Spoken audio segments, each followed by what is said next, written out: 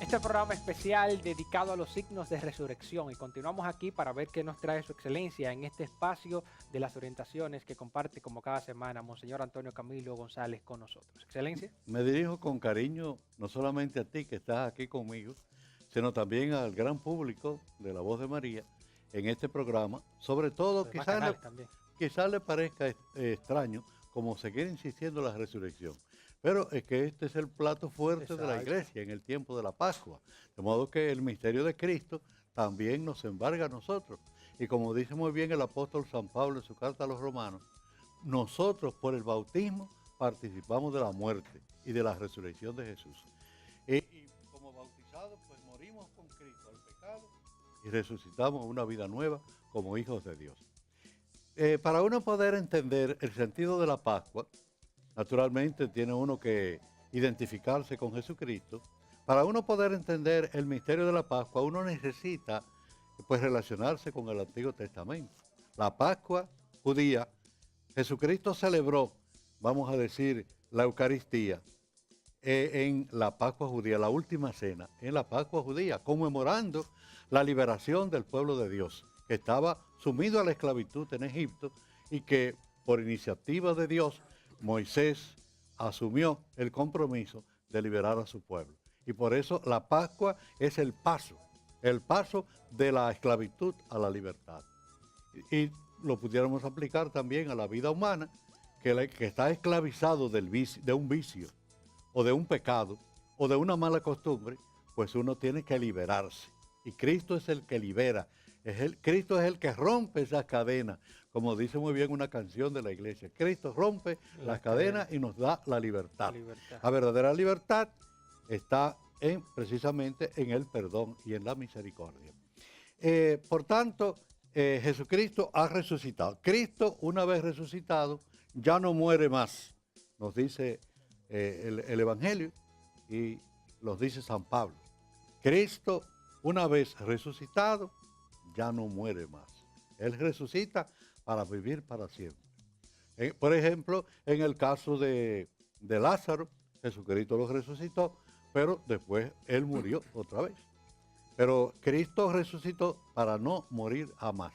Porque el mismo Jesucristo compara en el Evangelio, cuando habla diciendo que la semilla de trigo, si no cae y se entierra en el suelo, pues queda infecunda. Pero si cae y muere, pues brota una planta que multiplica en mucho el granito que se sembró. Siempre ganamos. Entonces, Jesucristo también murió, pero para purificarnos, para liberarnos del pecado.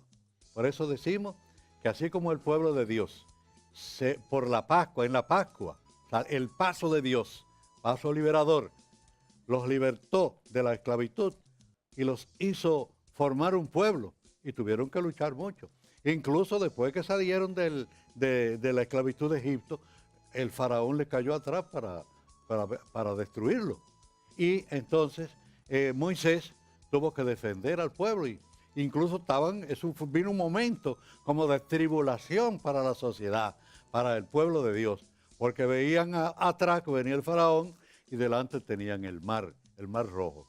Y entonces Dios le dijo a Moisés, no temas, con tu bastón toca el mar, se retirará y el pueblo podrá pasar por medio del agua para encontrar la libertad. Y esa misma agua que se separó para que el pueblo pasara por ese camino para llegar a la liberación, cuando los egipcios pretendieron entrar por la misma ruta, esa misma agua se juntó y entonces destruyó a los enemigos del pueblo de Dios, indicándonos que es como un bautismo. El bautismo ahoga el pecado en nosotros, pero no nos deja muertos, sino que al contrario es semilla de la vida eterna, es decir, una vida nueva. Por eso no podemos dejar, o vamos a decir, interrumpir el misterio de Cristo pensando solamente en la muerte, solamente en la pasión, en el sacrificio, en la muerte, en la cruz. ¿Sí? Todo eso fue necesario. Y el entierro de Jesucristo, como la semilla de trigo que cayó en la tierra, pero luego precisamente porque cayó en la tierra, porque murió, porque se explotó esa semilla, como un frijol o un granito de arroz o un granito de maíz, también al enterrarse puede uno decir se perdió, ya murió ese granito, pero al morir resucita y se multiplica y nos da la vida también a nosotros. De modo que Cristo, una vez resucitado de entre los muertos, ya no muere más. También nos dice la Escritura que si hemos muerto con Cristo, creemos que también viviremos con Él, pues sabemos que Cristo, una vez resucitado de entre los muertos, ya no muere más. La muerte ya no tiene dominio sobre Él, porque su morir fue un morir al pecado, de una vez para siempre, y su vivir es un vivir para Dios. Lo mismo ustedes, nos dice San Pablo, considérense muertos al pecado y vivos para Dios en Cristo Jesús. Qué hermoso pensamiento ese de San Pablo. Considérense muertos al pecado.